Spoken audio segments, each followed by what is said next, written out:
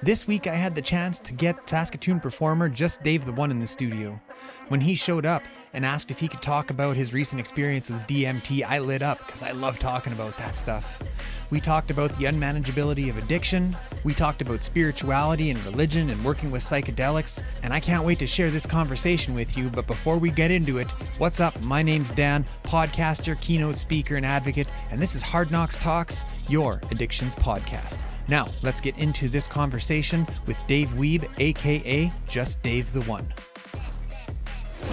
This is Hard Knocks Talks. What's up, Dave? Hey there, Daniel. How are you? I'm good. Good. Very good. You have this calm aura about you right now. Yeah. So it's funny when the lights go on, it seems like they find their spot. So that or I'm hiding my nerves really well. Yes. Well, which performers also have to do. Yeah. I know I've walked onto enough stages and people are like, "Oh, you seem so calm." I'm like, "You are mistaken, my friend." Yeah, no. People think like, "Oh, you have no stage fright." No, I get butterflies every time. Still, it's still there. So you're a musician. It's hard because I consider myself a musician, but my musician is my voice. My instrument is my voice. So I don't play piano or guitar. I would love to, and I have some history in having opportunities to learn that, but I never panned out. So lyricism was always what I turned to. So yeah. So you're a vocalist. Yeah. What's your name? What's your stage name? Stage name is JUSTDAVE1. That is JUSTDAVE the one. It's an acronym for Judge No One, Unify Yourself, Speak Honestly, Try Always, Do Good, Ask Anything, Value Life, and Embark Bravely. The whole thing is an acronym. Yeah, that's what it's for. Just Dave. JUSTDAVE1. So you can actually pick any letter I'd like to tell people, and it'll improve your life because it's mottos to live by. How come you wanted to come on the show? What's your why? Well, seeking out podcast initially to get onto was my initial quest, but it really panned out when I was presented with the opportunity and connected with you through my manager, who I don't know exactly how he found out about you. He might have had a personal connection. I'm not sure, but I'm really impressed with everything I saw when I found out about you guys, and it just seemed like a good opportunity. Mark Blaine. Yeah, Mark Blaine. I've known Mark for a long time. Okay, great. Yeah, it is a personal then. Yeah. So let's. Is there anything that you'd like to say before we jump in? Well, I'm really happy to be here. I'm glad that for anybody's watching, I'm glad you're here. And if you're having a hard time, just know life is waves. So you got to ride it. You can't get stuck on the valleys all the time, So just know things are going to get better. It's always darkest before the dawn. I like to tell people. That's the truth. Yeah. And even in recovery, I've been through enough shit sober to know that to learn gratitude for the hard times, and that doesn't mean that the good days or the bad days are like, oh, good, here comes another horrific day. It's not like that, right? But for me, like I can learn I feel gratitude along with that pain now, along with that struggle. Oh, gratitude is huge. Yeah. I was gonna say how life is waves. If you don't recognize that, you get stuck, and you also you seem to think that like, oh, if I get sobriety, everything's going to be better and it's just going to be heaven. But really, it's not. In sobriety, the waves are still there. You still get depressed. You still deal with hard shit, so. My last week's guest, guy in long-term recovery, abstinence-based, 18 years, and he said something similar to that. He said, sobriety doesn't make me feel better, but it does make me better at feeling. There you go. Yeah. I like those. Those are the gold lines. Yeah. The rooms are full of cliches or one-liners, I should say. So why don't you tell us a little bit about your story? Like you're sitting here in the studio. Typically a qualifier to be here is either you're a professional that serves people who use drugs, or you're someone who has gone through a pretty severe challenge with substance use. So I think that's why you're here. So why don't you start a little bit from the beginning? How did it get started for you? Well, apart from it really inspiring my music and it being something that started out as self-therapy, I was terrified for years to perform for anyone, including my mom. I remember specifically rehearsing for like songs that I was imagining having crowds around me just because it pumped me up. but I was alone. And then as soon as my mom walked in, I would just shut down. And that I remember doing that vividly. And now I've been doing everything I never thought I dreamed of. So it started out as therapy for my mental health and to help my addiction. You know, I was really craving what I found as the dopamine and serotonin and all that rush from the drugs. Now that I wasn't using, I was like, well, video games isn't doing it either, evidently. So, lyrics became something I really became obsessed with. So apart from that, how far back do you want me to go? Like, well, I mean, that's a pretty good jumping off point there. It's interesting to me that right away you acknowledged that for at least a time, the substances served you well.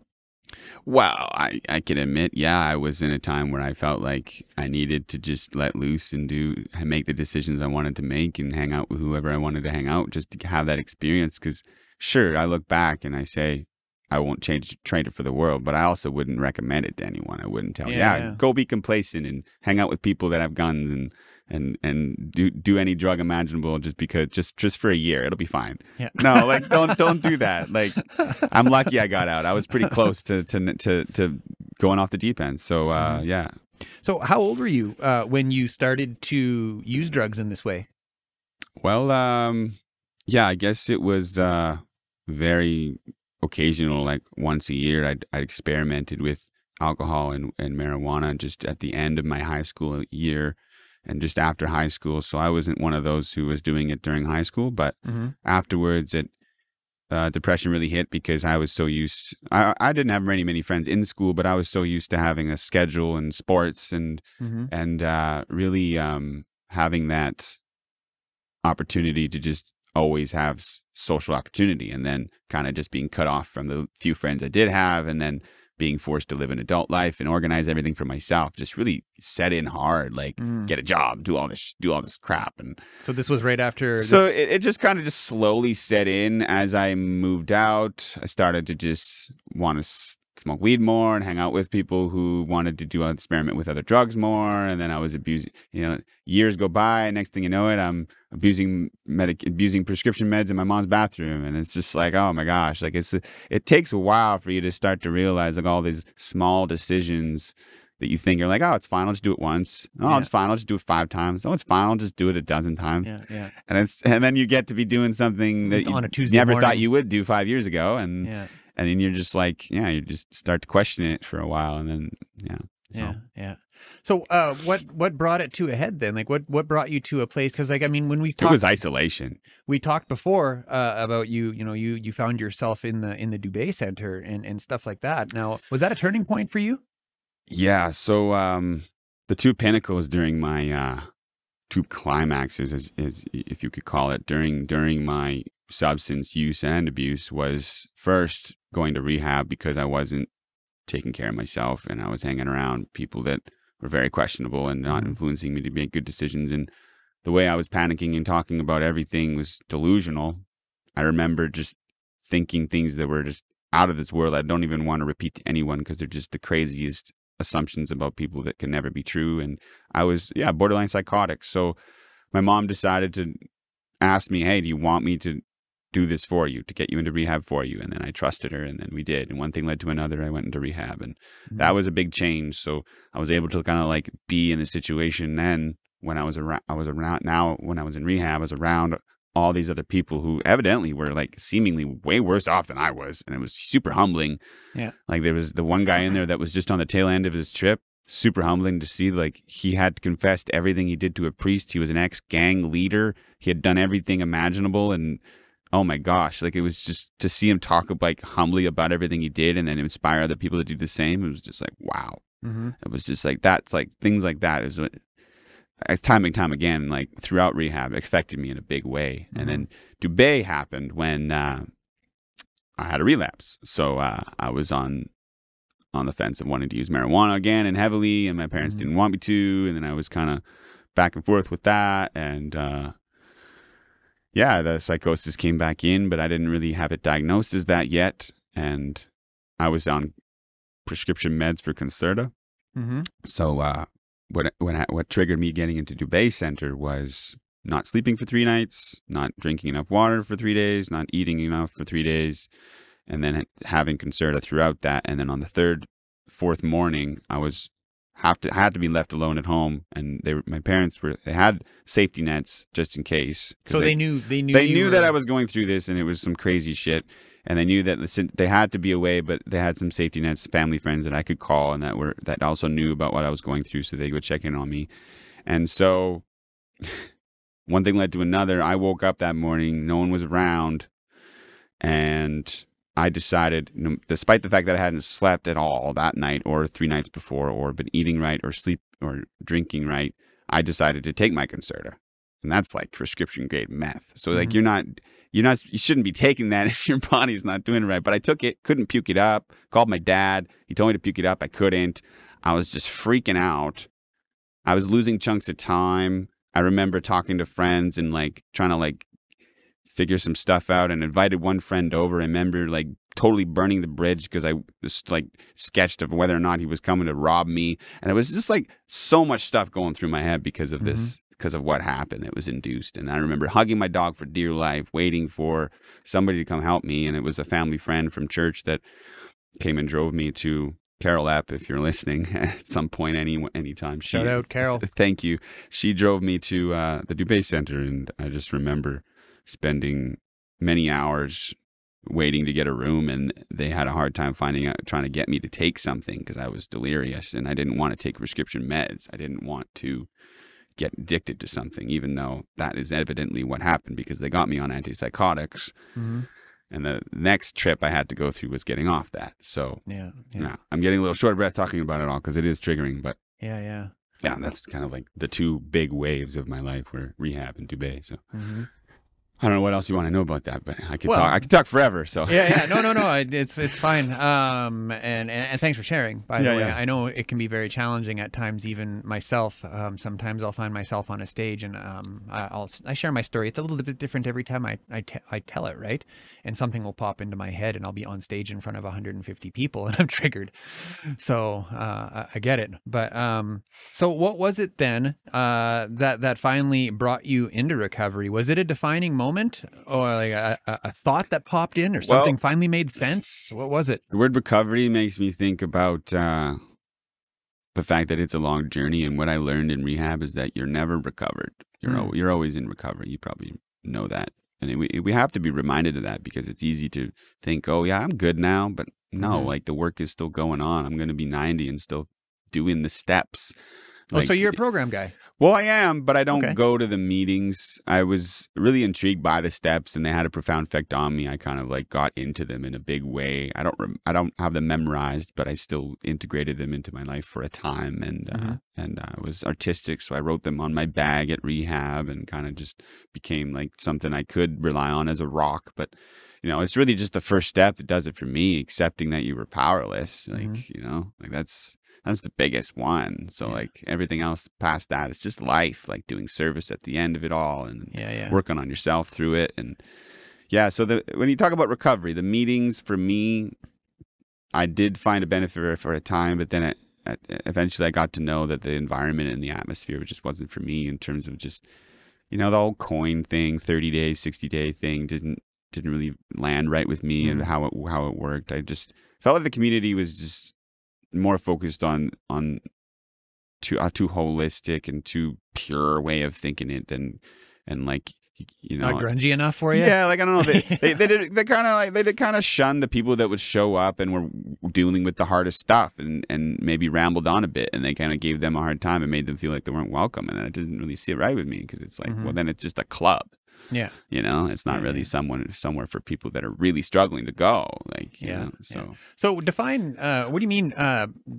And there's a whole conversation we can have around powerlessness. When you're talking about the first step really resonated with you, what is powerlessness to you? Well, I am a religious guy, but I don't want people to get it wrong, thinking that I'm a Bible thumper or I'm a Catholic. Not anything like that. I'm a Mennonite, so I'm a Protestant religion myself, and people kind of forget that Mennonites aren't just Christians. We were persecuted for being our type of Christian, which is a pacifist and someone who doesn't baptize their babies. And there's another more things about it, but that's 2 core things about it that drove us to have to divide ourselves from the European Catholic pursuit, and we were executed for our beliefs in our past. So, yeah, it's kind of, there's different sects of Mennonites, and the Doukhobors are kind of similar in terms of their beliefs as well, and Hutterites are kind of similar as well, but Mennonites are very specific, and my parents are, you would never be able to tell them different from other people. They're not someone, they don't wear dresses, and the men wear pants, and it's not like traditional. We just have a very kind of modern, holistic belief in Jesus Christ, and since you asked, and that's what made me talk about it, was because that's just driven a lot of things for me in the back, spiritually, and in the addiction pursuit of trying to recover and be better. And I don't know, what was the original question? I know it was, I know it asked me something to do with religion. And I know how do you define powerlessness? Like, what are you powerless So over? I mentioned religion because powerlessness reminds me of accepting how we're powerless to the will of God, which is, it can be a big man in the sky with a bright beard if you want, but it doesn't have to be. For me, it's good orderly direction, and it's a spirit. It's spirituality itself. It's what connects us all. It's the force of love. That's God for me, and it's not a thing or a man, but in a religious background, there is a fatherly sense to it, so that's why it gets that kind of connotation. So when it comes to powerlessness, it is accepting that, yeah, God has the omnipotence and the omniscience to have a master plan, and I feel powerless to it. So and every week, if not every day, I'm looking back on new things that I'm like, wow, that's why that happened 10 years ago, 5 years ago, a week ago. That's the master plan. I don't know it until it pans out for me. So the first step to you is sort of a trust and surrender. Faith. I mean, yeah. if you want to dive, because I could geek out on the steps, man. Like I used to be a blue flamer, I like to call it. Oh yeah, yeah. So, but the third step is where we turn it over, right? But to me, I'm always interested in what people consider to be powerless. I'm powerless over my addiction. What does that mean? Like, because to me, I mean that means that I'm powerless. That I have this affliction that wants me to feel better in toxic ways.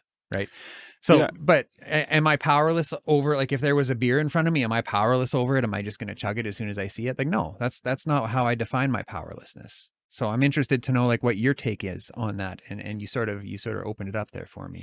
Well, yeah, it's great that you want to focus on it. And then you mentioned some things just now about your own take, because I heard Tony Robbins talking to Theo Vaughn on a podcast, and he was asking him, like, hey, you don't smoke anymore, right?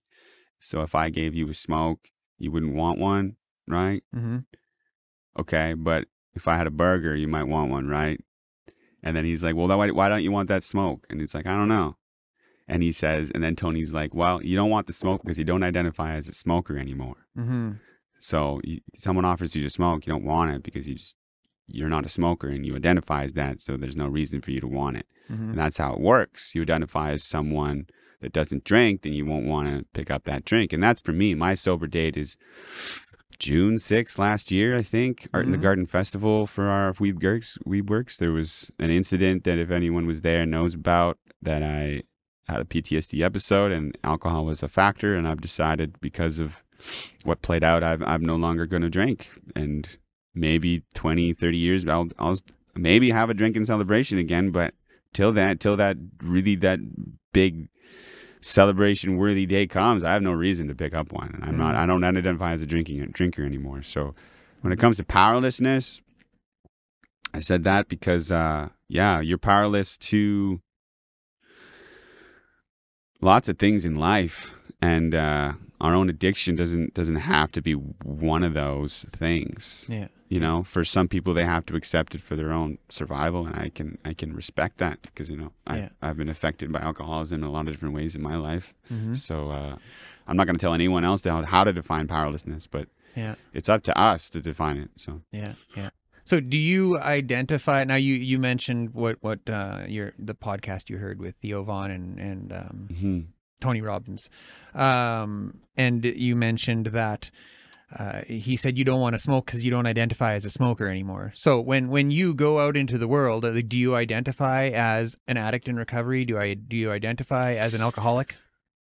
Yeah, it's interesting because you know, marijuana is legal now and it's medicinal. So, and then alcohol is legal, but it also kills people. Yeah. And, I'm not sure there is. and then the whole legality of the world and the underground, it's like there's a lot of contrast, but depending on what drug is your drug of choice and what you're addicted to. So for me, I'm currently using medicinal marijuana. I'm moderating. Mhm. It was something I was abusing in the past, and it became a gateway to other things. But I no longer use anything but that to medicate myself. And CBD has become something I use even more because it's non-psychoactive and it helps regulate the anxiety that's induced by THC. So, you know, I'm really paying attention to like what is medicine and what is self-medicating and what is not, and you know. Can you really go around saying, yeah, I'm doing this medicinally when you're just doing meth? You know, I've had, you know, it's if you're not seeing a doctor and getting a proper prescription and you're just saying that this drug is helping you or whatever, alcohol helps me function. You know, that's self-medicating. I'm going to be honest with you. So, yeah, you know, it's up to you to decide that for yourself. And moderation is the key word for me. You can overdose on water. Yeah. You know, So gotta have healthy moderation. So do you live on a colony? No, that's nothing like that. We just have a farm. It's well known around our community. We've done well for ourselves, but yeah, it's just a humble farm. We farm grain. We used to have animals before my time, but now it's just grain, and we have a festival every year, a big garden my mom's really proud of, and yeah, Festival every year. Yeah, there's an Art in the Garden festival every year. Weibe Works hosts a festival at the farm south of Langham, 20 minutes outside the city. Yeah, it's been going on. I think it's the 5th annual this year. We've had people like Earl Pereira, Jeffrey Straker, Jake Fataland. Lots of really cool artists that have come through. So, whole new lineup this year. So, is there like, and maybe you can answer this and maybe not, I'm not sure, but like, is there like harm reduction strategies in place? Like, do you see people honestly celebrating, so to speak? Honestly, I'm probably going to have a talk with people because that's been in the talks over the couple years about like, yeah, if things get bigger, that might be something we have to really take seriously. You know, have like a tent for people that we can send to people, like a Zen tent or whatever, and like a harm reduction team and stuff like that. So I should introduce you to my friend Keith Bowring. Let's get it connected. Yeah. Do you know the name? No. No. Yeah, he does that. He goes to festivals and he can test drugs and he's all credentialed up. Cool. And yeah. He does that. I think he goes to Ness Creek and he goes to Base in the Bush, I think. And is there a cost for his service? I'm not sure. You'll have to talk to him. I know he has some funding for certain things, but whatever that looks like, I don't know. But I can hook you up. Yeah, for sure. No, that's cool. Yeah. So you mentioned as you share your story, you talk about your mother frequently, and how she had an impact on you from early on, how she helped you when things went sideways. What was your relationship like with her when things started to go sideways for you with your substance use? That's a big question there, Daniel. Yes, sir. Hard knocks. Let's go. Yeah. So yeah, I feel like I'm on the spotlight for that. If you're watching, Mom, do my best here. She has been a rock and someone I can depend on through all this. And even before I was dealing with addiction, mental health was something I have dealt with my whole life. You know, evidently when it became more clear in my adulthood, looking back, there was depression, PTSD on top of the ADHD that I was dealing with throughout my life. So that's a big wallop of mental health throughout my life. And we can attribute a lot to it to a few things, but one is my mom's past with her parents and having an abusive relationship with that. And she's open about that, and she's talked about that in length on different public forums and different platforms. And so it's out in the open, but we're working on it, you know, like the family's kind of finally being more aware of it and taking it seriously. So when I mentioned my mother so much, it's because, evidently I can't hide that fact that there's reasons of why she was unable to parent me in the ways she might have wanted to, and that's why I've dealt with these addictions and these mental health issues. But at the same time, she's always been accountable and she's fully aware of it all, and doesn't have anything but regret for the ways she could have done better. So, and we've been able to develop a really good relationship over the past few years through my recovery, and she's had to really reiterate the fact that what helped for her most was backing off and doing her own work to show me that that's how you do it, instead of trying to help me and fix me and pull me out of the gutter. She's had to say that a couple of times and remind me, because it's not up to her to fix me, it's me. So and that's thanks, Mom. Thanks, Mom. We wouldn't be having this amazing conversation today if not for the healing that was taking place evidently throughout your family. So that's beautiful. So when did the lyrics turn into something that was public facing? When shouts out to Solemn Grace, David Hamilton. He was the first person I collabed with on music, because before then, like I said, I was terrified. I didn't want to put music out there. I didn't feel like it was worth it. You were still still struggling? Yeah, I was, for sure. It was really socially anxious, and just kind of still living with my parents, and just feeling like I'm never going to get anywhere. I felt like, honestly, like before I met my girlfriend, I felt like if I hadn't met her, if I had given up, or it's one thing led to another, I was going to be homeless when my parents died. And that was my life. I was thinking that was my future, because I was so depressed about everything. And so lyrics really pulled me out of that when I met David Hamilton, a mutual friend of another friend of ours. We just decided, hey, you make music, let's make music together.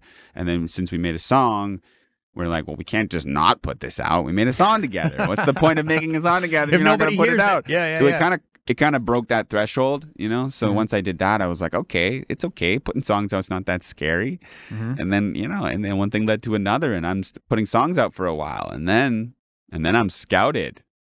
Did the using impact your creativity in a negative way at any time? Because to me, it sounds like there was a good portion of time where the using actually sort of fueled your creativity. Oh, for sure. But, it comes with consequences, because like the withdrawal and when you start using too much, and it starts to take over your life and your habits, and you're spending more time in a transient state than actually writing anything. You might think that, I write a great song every 2 weeks, but a month ago you were writing 5 songs every 2 weeks. So it's like, does it really help, or does it just make you think that it's helping, right? Like I remember doing acid one time, and I rapped and I recorded it, and while I was doing it, I was like, this was the best I've ever done. This was so good. And then I looked at the video, and it was just crap. Like I was slurring my words, and it was just terrible.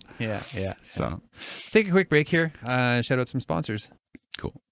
If you are a professional and wish to deepen your understanding of substance use disorder, check out the AIMS SK program through the College of Medicine at the University of Saskatchewan, designed to help you improve health outcomes for individuals with substance use disorder. If you're interested in fostering productive conversations around substance use in your community, organization, or event, shoot me an email at Daniel@HardKnocksTalks to learn more about my public speaking and live podcast production options. To make contact or to learn more about all of our sponsors, check out our new merch, or if you want to show us some love and buy us a coffee, all of those links are in the show notes below. Also, we have just partnered with another Canadian mental health podcast creator, Bunny Hugs and Mental Health, Todd Rennenbaum. There is a link. Check out his content in the show notes below. And I kind of butchered that, but I got it done. So I'm gonna, good enough. Good. It's good. More than enough. It's good. Yeah. So let's talk more about the acronym that you identified at the beginning. There's a lot to unpack there, and I'm sure that each letter of that acronym came with a life lesson that deepened your understanding about it. So, yeah, you would think each of them would be kind of individually representative of an experience, but really, the whole thing was burst in 2 waves when I got arrested, and I was in jail for 2 hours just for drug possession. They tried to get me on trafficking, but they didn't have enough evidence. That's really all I was doing. I wasn't dealing or anything. I just had all my stuff in my car, and I was smoking at night in my car in a place I shouldn't be. It was a dumb decision, but yeah, I wasn't doing anything wrong, really. Wasn't hurting anybody. But yeah, they got me and took all my stuff, and I was just kind of like, oh crap, I lost all this money because I invested all this money into a nice bong grinder, all this paraphernalia, and I was just kind of like $500 to $1,000 out, and now I'm like having to walk of shame home and call my dad, and oh my I took my gosh, bong. it was just it really was minor. Like it was a freaking scratch compared to other crimes that people have to deal with, right? Like, but it was a wake up call for me. So this was well before rehab, and I came up with the name while I was in jail because I was feeling just so alone. Like I call my dad already, couldn't do anything about it. I had to be in jail for however long. Didn't know like what was going to become of this. My future was, now kind of up on the ropes of like what's going to happen now. It was just a big, wow, what's going to happen now kind of thing. And so DAVE was the first thing I came up with. Do good, ask anything, value life, and embark bravely. It just popped in my head. I was like, I got to do this. This is it. And then 2 weeks later, I added the just on. Judge no one, unify yourself, speak honestly, try always. And that was just really poignant. And at first I was like, yeah, I'm just gonna run with this, see how long it goes. And then 5 years later, like Here we are. 5 or long, I don't know, maybe eight or 9 years now. I guess I was 22-ish when I came up with that. So nine or so years. How old are you now? 31. 31. Yeah. So were your concerns when you were in rehab about your creativity being turned off because of the substances being removed? Oh no, I knew, like, in rehab, I was kind of like, oh shit, what am I gonna do now? Yeah. It became a whole new game because I started writing lyrics and raps while I was using marijuana, and I never really ever was off of it writing ever. Now I do it on and off, and it's fine. But back then, I was never had the experience, and it was really tough because I'd read them more like poems than lyrics, and it bugged me that I couldn't like read them the way I wanted to read them, or just like it was so weird, the contrast, because I had to just get used to it, and I was so like obsessed with the feeling of being high on marijuana and rapping because it's really good feeling, but yeah, I was getting too obsessed with it because I was really at a loss when I was in rehab and feeling like they just weren't my songs anymore. They were just poems that somebody else wrote. It felt like so. So when you went into rehab, you had already sort of made the decision that this life was no longer for you, correct? No, I was still like, lyrics. On the fence? I wasn't like, oh, lyrics are gone from my world. Oh, no, that's not what I mean. That's not what I mean. I mean that the life you were living with alcohol and drugs. Oh yeah, like, that was like, hey, I probably can't do this anymore. That was done. The decision was made. There was no reservations. I felt forced to do it. Yeah, so I was like, hey, maybe in 5-10 years I'll pick it up again, pick up marijuana again, which I'm using medicinally now, but alcohol, I was unsure, right? Because I was like, how am I gonna? Feels like something that's like all these other people get to enjoy and I just can't. Yeah. So like I did feel like I was forced to decide it, but I did decide it. That was the holistic approach of the program too. When I went to rehab, they kind of don't let you get off. You kind of have to say you're gonna quit if you want to get out. Like, where'd you go to rehab? I went in Manitoba. So my parents made a decision to go out of province because I might have had bad relationships with someone else in rehab and had a bad experience with someone I might have known in a Saskatoon rehab. So they decided to go outside of Saskatchewan to a place just north of Winnipeg, an hour, Aurora Recovery Center. Okay. Yeah. What was it like getting out? That was very interesting because it's like we were talking about inpatient, moving into a house with other recovery people, and like we were talking about like what am I going to do for a job, and like it was just like a whole new life of like kind of trying, how are we going to do this, and it just felt really weird, like just like not doing drugs anymore, and what is life? And it just the perspective on life changed, and it was just this kind of like I felt like a baby. I felt like Yeah, I felt like I stepped out of a time warp. Yeah. Can you relate to that? Yeah, well, it was like 30 plus days, a whole month plus, and it was over Christmas for me too. So like that was big. Yeah. How was Christmas in rehab?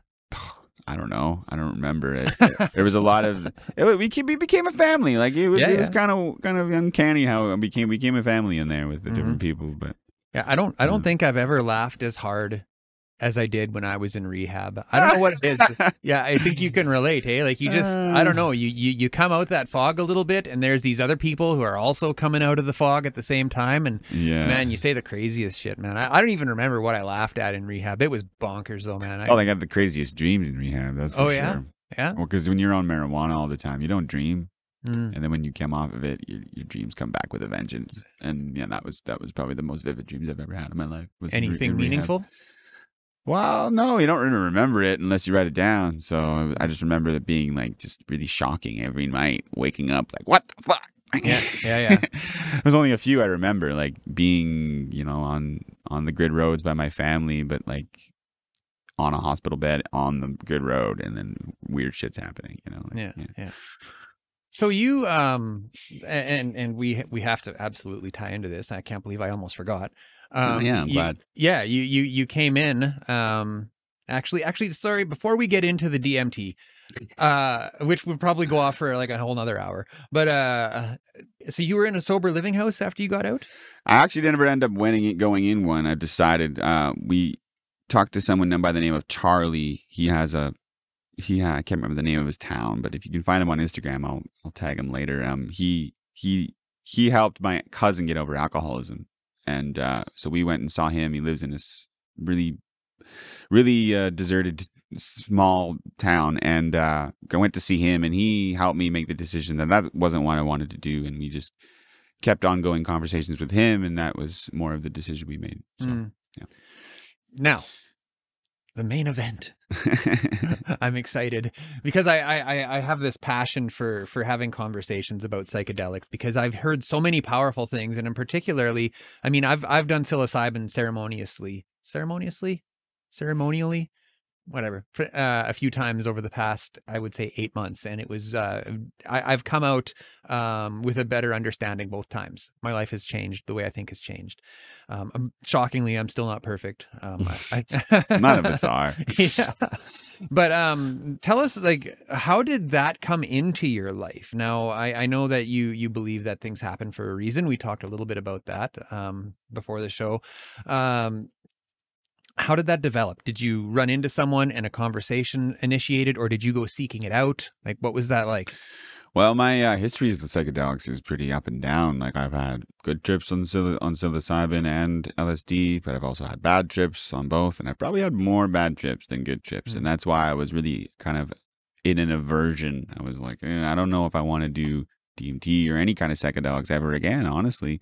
I was really opposed to it. And but then I had a mentor by the name of Brody, and he was from Lloydminster, but he's been all around the world. And he was in South America at the time when we got connected, and he was doing those kinds of ceremonies for himself and other people, and just working there. Oh, geez, there's been something in my eye this whole time. Sorry. That's okay. So we were in connection for years. I was living in Victoria on the west side for a year, in the west side of Canada for a year and a half, and that's where we got connected through my girlfriend who knew him, and it just became a really good relationship. And so when we eventually connected in person, not for the first time, but for the first kind of like us living in the same area time, he moved to Saskatoon, and I was living there now too. So we had a walk, and one thing led to another. I was talking about these mental, spiritual blocks I was experiencing, just really wanting to get over some stuff, forgive people and whatever, and move on with my life. So he suggested this DMT ceremony that he's done, and he was offering it for basically for free. We ended up trading services respectfully. So that's really good that we can do that, but to not have to pay for it in the moment there, that was a really good, like, hey, I'll just do this for you.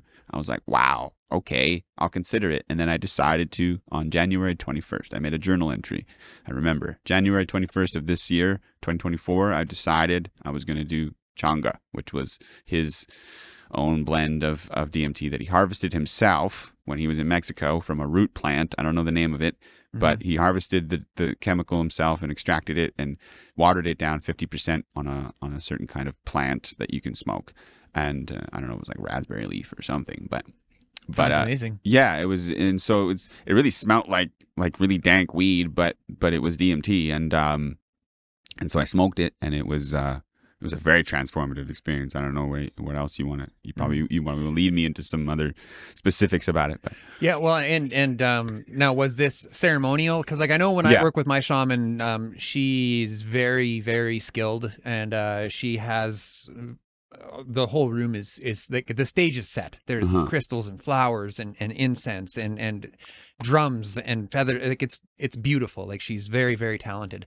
Was it similar to that for you? Yeah, it was probably a scaled down version of what you're used to, if that's what you're describing, because he's very experienced himself. I've said in the intro there that like this guy has done on the pinnacle of things mescaline in the forest for 16 hours on his own. That's so like to me that's like right. That puts terrifying. it in perspective for me of like, okay, you've done that, and that's not the only thing we've done. Like he's done all these other things too, and he's well versed, and he takes it seriously too. It's not just like, hey, you want to do it, like he's an actual like takes it seriously kind of person. I don't know if he considers himself a shaman, but he's a practitioner and a ceremonial practitioner for that, and he does take it seriously in the terms of like having the environment set right. Yeah. So we went out to Shekinah summer camp, and I hope they're okay with me talking about that we did this there, but no one was around, so it was perfect. And it was just us, me and him, and there was a little fire pit right beside the frozen pond, which had an ice track,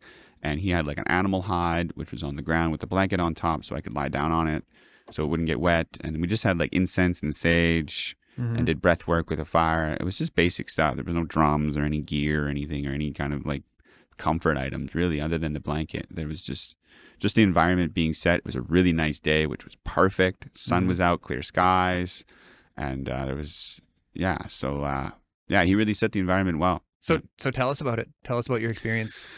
So yeah, the intention setting was probably the biggest thing that we started off with. I had to not only set my intentions in order to go into it with the right vibe and energy, but also I had to intend to take care of my body properly, right? I didn't use cannabis the day of. I was only using CBD.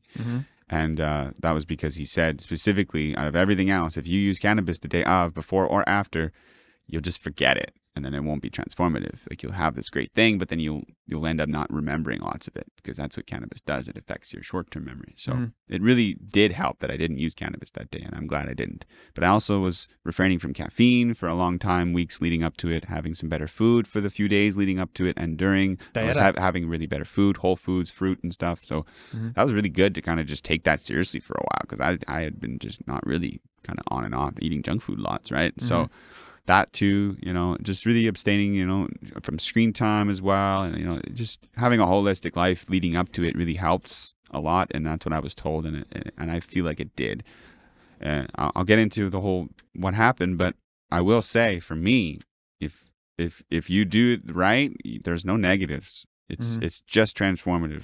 Well, it's overwhelming, but there's no negatives. You don't leave it feeling like anything was taken from you or you were hurt in any way. Yeah. So, well, and you mentioned before that you had good trips and you had bad trips back in the day. That was recreational, right? So. But I mean, the person that I work with, she invites me to think differently about that, and she says there are no bad trips. No, you're right. And you're really getting down to it. You're right. Yeah. There are things are revealed to you that are uncomfortable and painful, and maybe they're scary. Yeah. But in any case, I mean, I'm not trying to tell you how to think or tell your story, man. That's not I'm just saying. Yeah, I know what you're saying. Yeah. When I say bad trips, I just mean like the ones that left me in a state that I was harming myself or other people in physical or mental ways, right? So when we get into the process, if that's what you want me to continue with, the DMT ceremony itself, we went out there and did a lot of just kind of intention setting and journal writing, some breath work, getting the environment set. He scouted out the area that we were going to do the DMT. So we went out there, started a fire, made sure that the fire was ample and had enough coals to keep us warm. And then leading up to it was like an hour of breath work of me just kind of really intentfully doing breath work, eyes closed, in through my mouth, in through my nose, out through my nose. And then right leading up to it, we did some incense and sage work. And then we did 5 deep breaths. He was right in front of me. I was sitting on the mat, ready to lie down, and once I hit it. And then he had the pipe filled that he carved himself as well. He carved the pipe himself. Beautiful. And so right in front of me, he was on his knees, and he said, we'll do 5 breaths, and on the 5th breath you'll inhale the DMT. So we did that, and the breaths were very long, like 15 to 30 second breaths. And then finally on the 5th breath I took it in, And yeah, I had to take two hits because the first one didn't produce any visuals or anything too intense. And he was like, yeah, you need another one, because I just didn't know what I was getting myself into or how much to inhale, because it was taste kind of weird, right? Mm-hmm. And so we did a second one. I was ready for it. I was like, okay, yeah, let's go. Because the first one was just kind of like stuff was vibrating. My head was a little light. It was just like I hit some really dank weed. That was really all it was. I just described it like, oh, this is the dankest weed I've ever smoked, but it's nothing nothing visual, really. Yeah. And so, yeah, and so we did a second one. And then he's saying, like, you got to hold it in and don't breathe out until you just naturally breathe, because that's what will happen. You'll hold it in and then you'll just naturally breathe it out. Just let it happen. But hold it in as long as you can. Mm-hmm. And so I did. I took a probably twice as big a hit or bigger on the second one, because I knew I could take it, because I knew what it tasted like now. And then I was like, oh, okay. He said it would come on fast, and it did. Within 5 seconds, the visuals start to explode. And I'm right before the visuals exploded, and right before I inhaled, I was just like, I felt like I crossed over into a different world. Like, it did feel like that. Like, everything was like spiritually lucid. And I was just like, what the fuck? And then I breathed out. And then all of a sudden, things started to just morph into like kaleidoscopes and waves. And I looked up. The first thing I saw was the very faint cloud that was in the sky was now a purple kaleidoscope arrow. And it was changing constantly. And I was like, okay. And I was... We have arrived. We have arrived. This is it. So like, and I was just... I remember my reaction to it was just like... like the having to like breathe really deeply was like... I remember there was a need for that. Mm-hmm. And so besides like constantly changing colors of waves and kaleidoscopes, because I would have this knowledge of like how DMT expands your light spectrum view. Like normally you're only able to see a certain spectrum of light, and when you do DMT specifically on like way more than psilocybin or LSD or anything else, DMT specifically expands that by a lot more. Mm-hmm. And that's why it opens your vision to the spirit world, as people like to say. And so what happened for me was I was being aware of that while I was seeing it and being like, okay, this is what's happening. Okay. Blah, blah, blah, blah. Freaking out? Not freaking out, but just kind of being really in awe of it. But it's amplifying by the second, right? Yeah, Every second it's just amplifying. And then so eventually I see a rooster. Uh-huh. That was the one thing I saw, was a rooster. Besides these trippy waves, it only lasted 5 to 10 minutes. The peak, the whole experience itself was only 30 minutes. Yeah. That's what I would say. And I saw a rooster. And afterwards, we described that the patterns in the waves were like the curtains between this world and the next. So that's where I was stuck, was like in the curtains. And the rooster was significant for a lot of reasons that we found out afterwards. We talked about it in the moment afterwards, and then I also talked about it with my mother, who's kind of open to this, and my dad as well is open to this. And that's incredible. Yeah, it's great that they're kind of like, I don't need to keep it secret from them or anything. Yeah, and talk to my brother about it, and my girlfriend, and different people, and so like it's been really good to have this experience. And if you want to know what the rooster means, for me, it's other people have also seen roosters in DMT trips, and they signify a guardian or a protector and vigilance, because that's like what they are. They're vigilant for when the sun rises. Mm-hmm. And it's a symbol of like agriculture and like nature and simple living. And it also has a connection to the Bible. So I don't know how much time we have, but I would love to tell the story. Yeah, we've got some time. Cool. So this story that my mom tells, I've now told it like 3 other times since she told me. And she's told me multiple times throughout my life. And it's a story from the Bible about Jesus' resurrection and crucifixion. It's crazy. Last week we had a Bible story too, the prodigal son.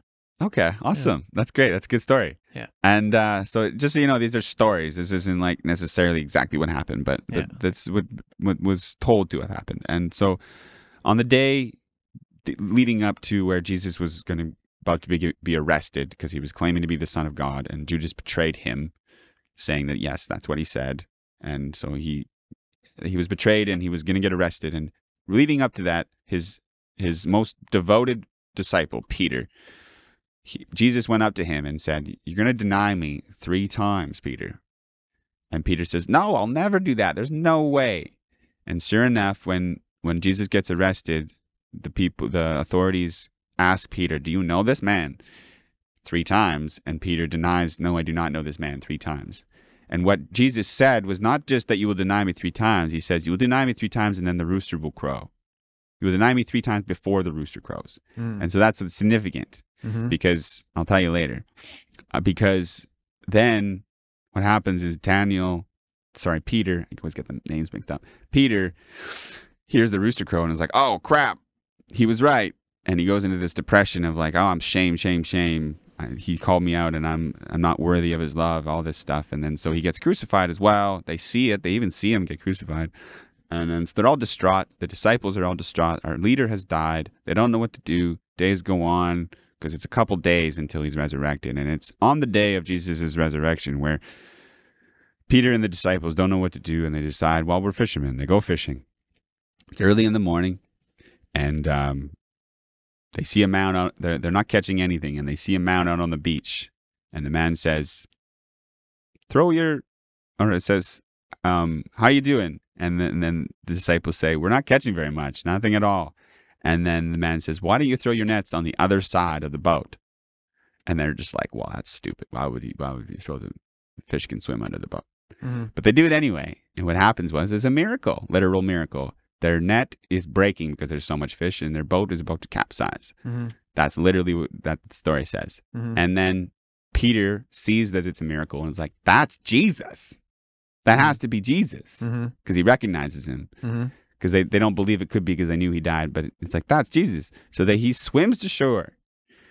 And it's important to note that my mom always says this, that Peter always jumps out of boats. So he's jumping out of the boat and he's swimming to shore and he sees Jesus, that he's already prepared a meal. And this is significant too, that he's already prepared a meal with fish and bread. And he doesn't need any of their fish, right? So that's significant, right? And so he's already prepared a meal for himself and the disciples. And Peter comes to him and Jesus says, do you love me, Peter? And Peter says, of course, Lord, you know I love you. And then Jesus asks him again, or says, then feed my sheep. And then Jesus asks him again, and the same thing. Do you love me? Of course, you know I love you. Then feed my sheep. And then he asks him again in conversation. It kind of like comes up several times in conversation. And the third time that he asks him, do you love me, Peter? He says, of course, you know I love you, Jesus. And he says, then feed my sheep. And then the rooster crows. And so the significance of the story is like the rooster's like a symbol of like the full circle of like it's always vigilant. It's always going to be there as a protector to say, hey, you're not doing this right. Do it that way. Because that's why Jesus said he didn't need the fish. He just wanted to remind Peter and the disciples to do things differently. If you love me, do things differently. You throw your net on the other side of the boat. Is a symbol for doing things differently. Did your rooster crow? Well, yeah, I guess. Like when you were in your journey. It crows. It doesn't just crow once or twice. It crows. So it continues to. Yeah, if you hearing it and being around when it does means that you're doing the work, right? Like it's like it's a further symbol. If you're sleeping in, you're slacking. You're not going to hear the rooster crow. You know, it's like. So I've heard that, and from several people, that when you experience DMT, you go into that journey in that state of consciousness, that there are beings in there. They will come and they will talk to you. They will teach you. They will offer insights, things like that. That's what I expected. Is that what you saw? Well, no, because it's furthermore even it's all affirming because there's all these kind of factors that the fact that I saw a rooster really is like it drives home because when on my sobriety date June 6th last year, the reason I did that was because I had an episode and I assaulted my brother. I punched him really hard, and I might have killed someone if I did that to anybody else, or at least been in jail because I hurt them really bad. So I made the decision I'm not going to drink anymore. And I also started seeing my therapist more often. And that first session that I saw with my therapist, after that day, I wrote like a 8-track album, like a 10-track album. It started with like 6 or 7 tracks. It grew to a 10-track album. And the album itself was the first of 9 since then that I've written. And that first one is called Inner World, and it was all about describing different parts of myself that I've that I've imprisoned within myself on a planet in a universe within myself. So I go on a space trip to within myself. It's this huge creative thing, right? So one of the elements was the protector. That's what I named it. And that's what this was like last year that I did that. And and profoundly enough, that song itself and those lyrics, the protector, were the ones I actually obsessed myself over with the most over the last year. So it's really profound to have like see this rooster and then see it means it's a protector, and then kind of like know that like how I've defined the protector within myself really mirrors what people are experiencing in DMT for a protector, and it being a rooster. Like it communicates telepathically. That tracks to what I've already experienced before the DMT trip, you know? So it's like lots of different things that have been affirmed because I've experienced them and have these kind of evidence to line it up with what I experienced in my DMT trip. So that's really interesting to me. You're talking about basically segregating the different parts of you into different places in your internal structure. Yeah, like my inner child and like my will to live. And so has that now? Is there parts of that you practice like as a routine, as part of your meditation? I don't know if you meditate or you pray or anything like that. Or did you leave that creation back there? No, that creation has been super profound and kind of keep coming up to go back to as something. I listen to the lyrics, or I just listen to the beat that I picked, or I actually perform the song to kind of be reminded as mantras of like what I'm going through. So I have a song for my inner child, I have a song for the chaos inside me, I have a song for my will to journey through life, you know, I have a song for these different kinds of aspects about me. And it's great to go back to them. And that project is just one of many. You know, every project I make now seems to be a really piece of me that I can put on a shelf, metaphorically, and then kind of take back whenever I need it. Are you able to use that chaos productively? Yeah. So like I have a pretty profound relationship with like the 7 deadly sins, and wrath is like one of my biggest hard ones to deal with. So I've been having to get obsessed a bit over dealing with that chaos, that wrath inside me. So Barb F, thanks for the question. Barb asks, can we access your album? Yeah, I've got albums on Spotify, new ones being recorded as we speak, being mixed. I've just finished recording my newest album, Eerie Sky, is going to be coming out in April or May. Yeah. So yes, you can. Yes, there's also Linktree is on my profiles where you can find the newest album, The Routine, is on a private link. I don't have it on streaming profiles because there was a copyright issue. But, But you can access it through my Linktree. Cool. Did we hit it? Anything else you want to make sure we talk about before we sign off? Well, I don't know. That's really cool. Check out Possibilities Recovery Center. We're doing some things with them. Yeah, they're an outpatient program, strictly outpatient, a little bit inpatient, but not like you don't go there to live. You just go there to do programs. So yeah. Hard Knocks Talks is friends of Possibilities Recovery Center. Tanner's a good friend of mine. It's been great getting to know him and getting to watch him grow.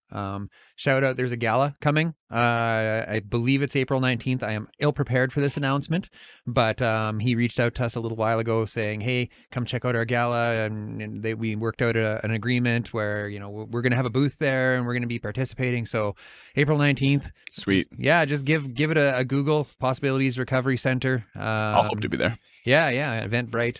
So anyways, I think, yeah, let's cap it. That was great having you, man. I'd like to have you back again, maybe down the road. You know, you go further down the road, you got more things to talk about, right? So for sure. Yeah. So thanks so much. And that's it. Take care, my friend. Thank you. Peace out. Much love.